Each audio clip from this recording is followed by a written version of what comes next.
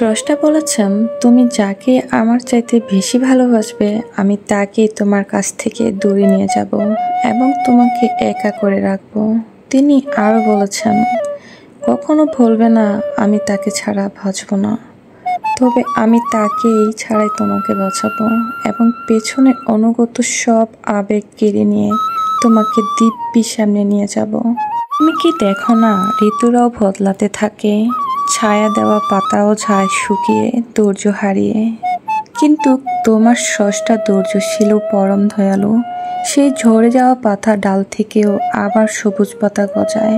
তুমি কি দেখো না, তোমার স্রষ্টা এই নিদর্শন যে মানুষটাকে তুমি নিজের অংশ ভাবতে, সেই মানুষটাই একদিন অচেনা হয়ে যায়, তোমার মন ভেঙে যায়, এমনকি তোমার বন্ধু ও শত্রুতে পরিণত হয়।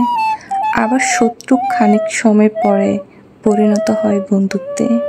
যে মানুষটাকে নিজের জীবনের চেয়েও বেশি ভালোবাসতে, সেও প্রতারণা করে। তবু তুমি কেন স্রষ্টার বিমুখ হয়ে মানুষকে ভরসা করো? অদ্ভুত এই পৃথিবী, যখন তুমি ভাবো এটা হবে না কখনো, কিন্তু পরক্ষণে সেটাই হয় যেটা হবার নয়। কি তুমি বলো আমি পারবো না, অথচ তুমি পারো। তুমি বলো আমি বিস্মিত হব না, অথচ তুমি রোজ বিস্মিত হও। এবং সবচেয়ে বিচিত্র বিষয় হচ্ছে, তুমি বলতে থাকো আমি মরে গেছি, অথচ তুমি বাঁচো। অথচ তুমি বেঁচে থাকো, তোমার স্রষ্টা তোমাকে বাঁচায়, তোমার স্রষ্টা তোমাকে বাঁচিয়ে রাখে।